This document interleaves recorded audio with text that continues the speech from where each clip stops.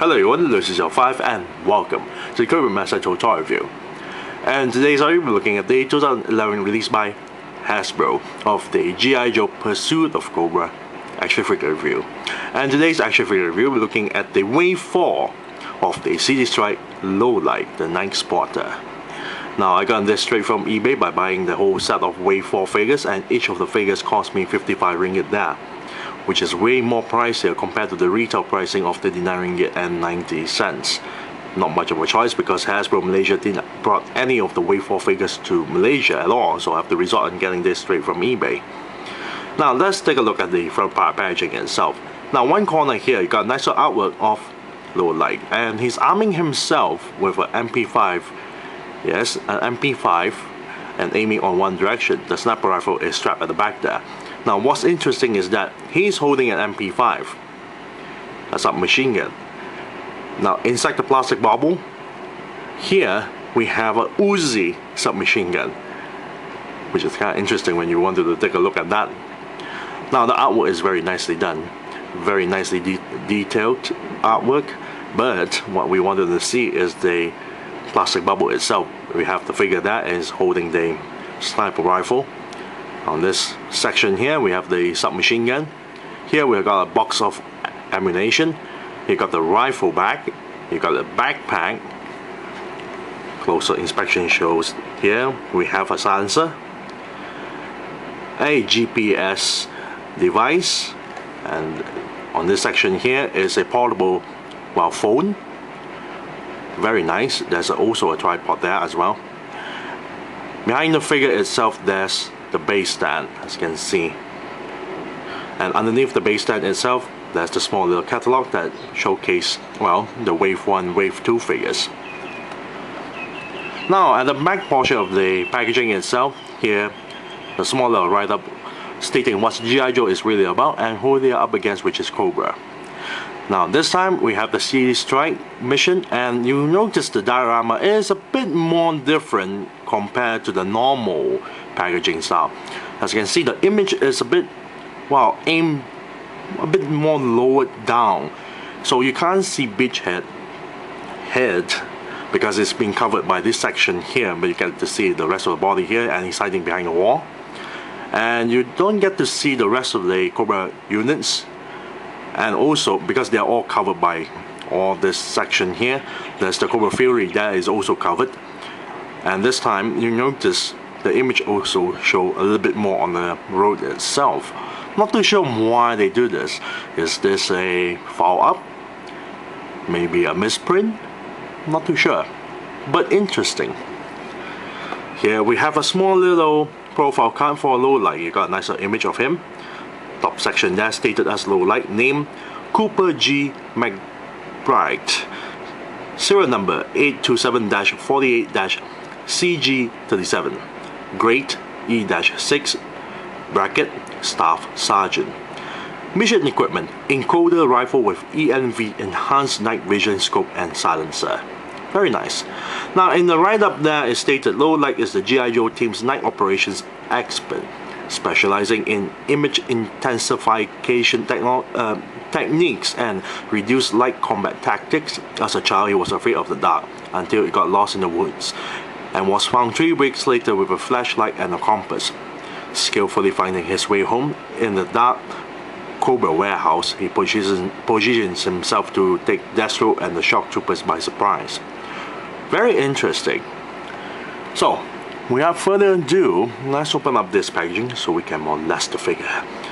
Be right back. And we're back of the removing figure and the rest of stuff out from the packaging. Now let's take a look at Lowlight's accessories here, starting with the base stand itself. Now it comes with a nice little base stand that based on the 25th anniversary mold with a little bit of changes. Top section of the base, you got a nice little G.I. Joe logo and 2 pegs for the figure to stand on. Nameplate there stated as Lowlight. Back portion here stated as 2007 Hasbro made in China.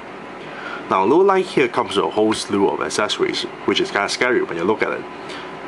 First we have a nice little submachine gun. It's all in black plastic material. And If you notice, this entire submachine gun is based on the 25th anniversary mold, so there's nothing new with this submachine gun here. Now the Uzi here has a nicer details. You've got a nicer tin barrel from the front, the sights from the top, tiny little trigger on the corner here. At the bottom of the handle itself, you've got the magazine, and the back portion of the Uzi itself is a stock. Then we have a knife, a combat knife made of a black plastic material. Now the blade itself is actually painted, as you can see there, very nicely done. Top section here is painted in black, and the bottom section is painted in silver. Very nice. And the blade is nothing new, it's actually based on the 25th anniversary mold. Next, we take a look at the sniper rifle. Now the sniper rifle here is a new mold, very nicely done. A lot of nice details there. Of course, the entire thing is made of a black plastic material with no paint job, but there's a lot of nice details. You've got a silencer from the front, you've got a barrel, bipod that attached to the rifle itself, scope from the top, you've got the cartridge, the trigger, the handle, and the stock. Now some of the items here on the rifle itself is actually detachable. The silencer can be detached and placed back in. The scope here can be detached as well. There's two pegs to plug it on this section here. Now for the stock itself is extendable and can be pushed back in. However, as I mentioned before, this is a separate piece and it can stay on the rifle pretty well, but when you have low light wield the sniper rifle with the stock extended outwards, and it would tend to, well, get a little bit tight, especially when it hits on the elbow or the arms itself or the shoulders. And when it does do that, it tends to, well, bend a little bit. So it's not really well sturdy enough, it's a bit flimsy on the sides there. And speaking of flimsiness, the bipod itself is already closed upwards and it sticks on quite well. It's on a clip. However, when you put it downwards, it's very loose. It doesn't stay on to the clip-on itself unless you fold it upwards. It's a very nice accessory, but quite disappointing with the bipod, and the back portion here is still alright, but the bipod is quite disappointing actually. Then we have a new accessory, which is a goggle made of a black plastic material, as you can see there. The lens itself is painted in red. This is a new accessory, not based on the 25th anniversary line or the Rise of Cobra. Then we have a box of ammo. The box of ammo is very nicely done. It's made of a black plastic material and all the ammo is painted in gold. Very nicely done with the details.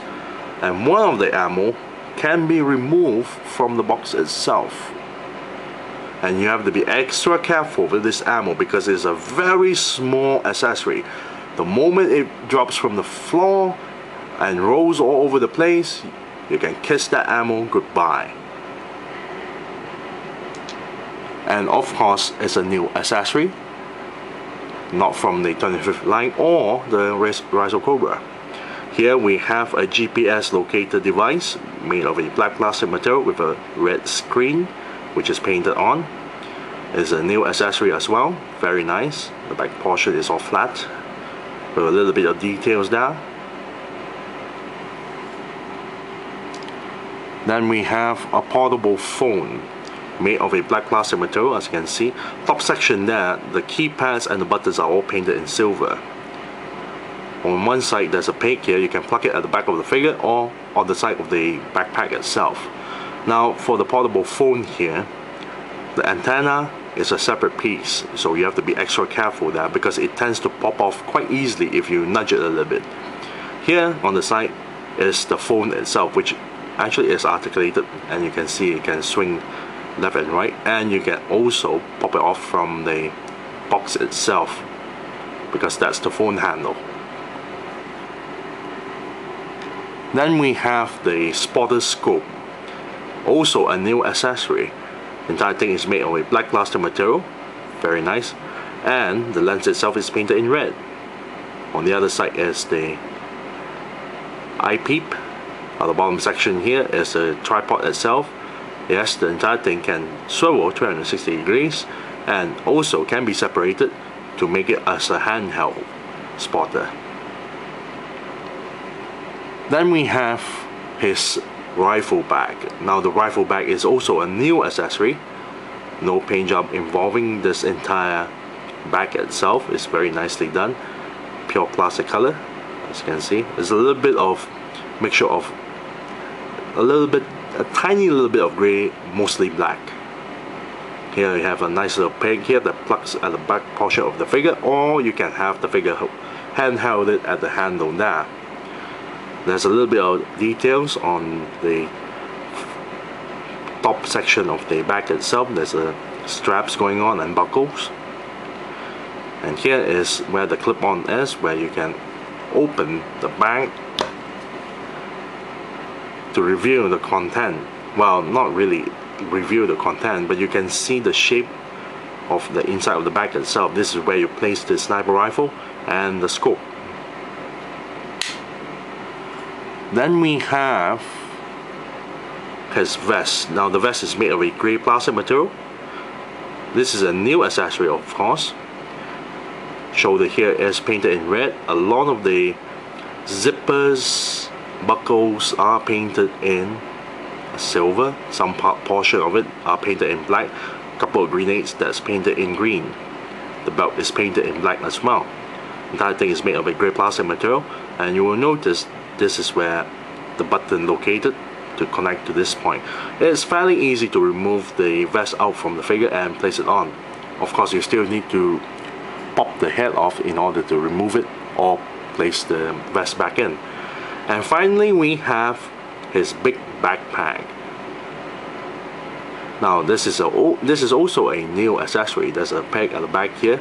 Now the thing is made of a grey plastic material, similar plastic material color as the figure itself, but they actually painted the entire thing with the two straps here painted in silver. Very nice. Nicely done with the details of the backpack itself. As you can see here, there's a small little hole. This is where you connect the portable phone on one side. Here there's two buttons to connect to this, two holes here to close the backpack. And you can see this entire thing can be stretched apart like so. Well, the problem is that one of the buttons can be popped off quite easily. The other button is quite hard to pop out. You can still pop it out, but you need to fiddle around with it. And that's all the accessories. And we already talked about for near 9 minutes. Now let's take a look at the figure's paint job. Now majority of the figure's paint job is not painted at all. It's just pure grey plastic material. But there are some portions of the body itself is actually painted. Like the gauntlets here is painted in black. The gloves is actually not painted at all. It's just pure black plastic material. But the fingers are painted in flesh tone skin. The same goes on the other side. The gauntlets are painted in black. Small little G.I. Joe logo on one side. The belt is actually painted in black. The buckle is painted in silver. The straps here, both sides of the ties, are painted in black, but these two portions on the side of the ties itself is pure black plastic material. Kneecap is actually painted in black. The zipper is painted in silver, and the boots itself is not painted at all. It's just pure black plastic material. Now the torso here, the neck joint is actually painted in flesh tone skin, and there's a bit of black paint job on the lower section of the neck itself. Very nice, but there's a bit of bleeding on the edge of the bottom section of the neck itself, so it's not a really perfect paint job. However, the entire head is actually made of a black plastic material, so the cap is not painted, well, a little bit to make it more glossy, but the flesh tone skin and the hair is all painted. As you can see, the hair is very nicely painted, so does the flesh tone skin itself, and also the pair of eyes that's actually painted, nicely done. Now let's take a look at the figure's mold. Majority of the figure's mold is nothing new. The arms actually came from the Jungle Viper with a little bit of modification. because originally the Jungle Viper actually has a peg on the gauntlet itself. They removed the peg itself. Now the body for the torso, waist, legs actually came from Beachhead, the City Strike Beachhead, with a little bit of modification on the thighs itself. Like the attachment here, they added in the holster, and this section here is actually to store in the scope, which is very nice.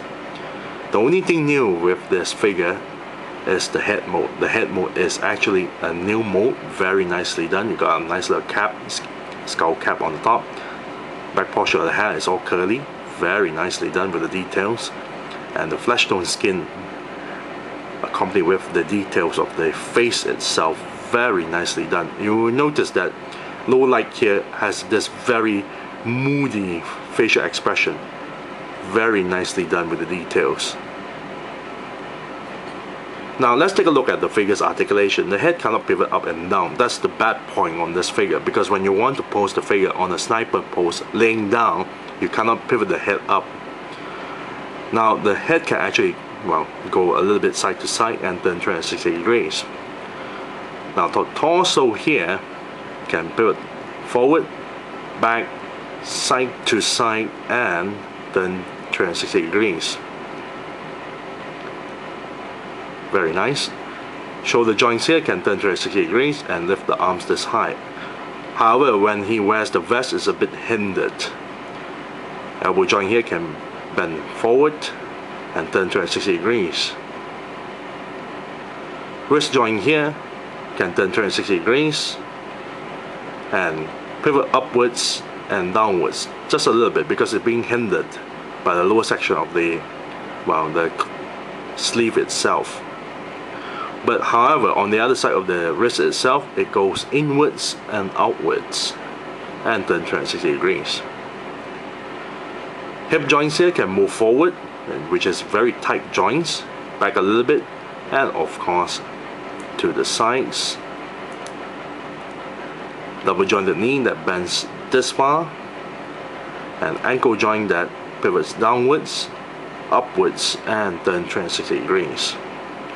Now let's fully equip low light here.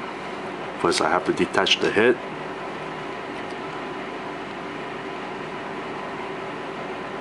Place the entire vest inside his body. Clip in the button.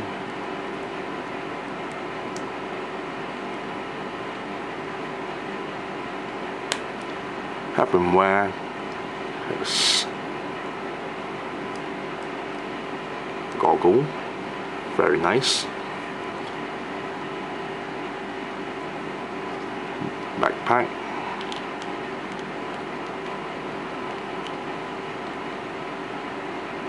As I mentioned before, sometimes it takes a little bit fiddling with the backpack's buttons.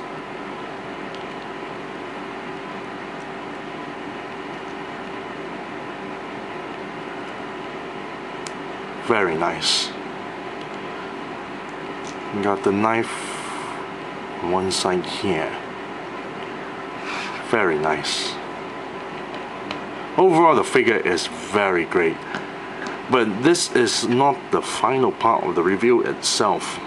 As you can see, you can actually store all the items into, well, the backpack itself and have everything stored really neat and tightly. Now let's move all the items into the bag itself. First, removing the rifle and the backpack. Removing the silencer and the scope. And of course, the bipod. Next, we're going to open the rifle bag. Place the rifle inside along with the scope, as you can see, like so. Then we open up the bag.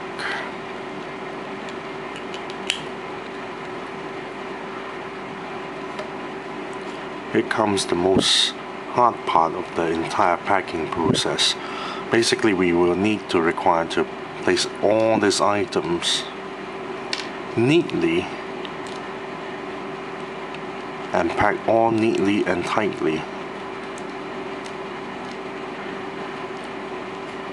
into the bag, which is not an easy task.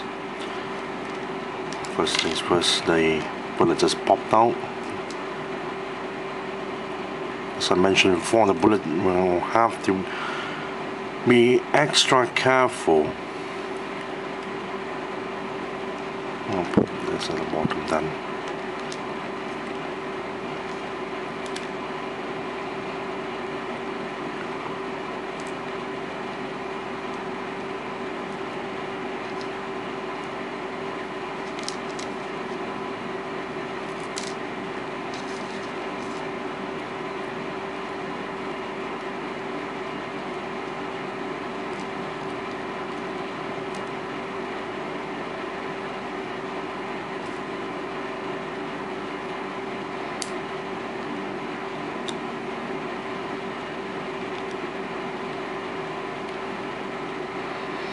Once everything is inside,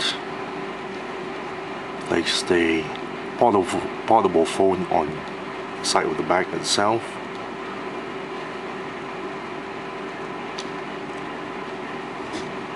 And have Low Light carry his bag.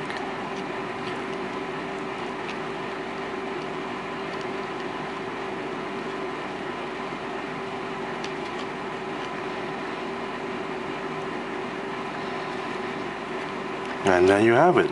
He is fully equipped with all his accessories. Very nice. Overall, I really like the figure. The figure is actually, it does come with a lot of accessories, but I'm really worried about these two tiny accessories. One would be the bullet itself, the other one would be the antenna. Furthermore, when you want to pose Low Light in a sniper's position, especially when he's lying down on the ground itself, the neck joint can't actually, well, pivot upwards. You can actually still have him lay on the ground, but you have to position the body that he'll aim on one side instead. Overall, the majority of the body parts are nothing new. Only the head mold, the head sculpt itself is absolutely gorgeous. The rest of the stuff is nothing new there. But the amount of accessories, and especially when they finally created this iconic character from the G.I. Joe's team, the sniper himself, this is actually a very, very excellent figure. So if I'm going to give a rating on this, I would say I'll give it a 9 out of 10. Yes, 9 out of 10 for Low Light. So I thank you all for watching. This is Lucy05 and I'm signing off.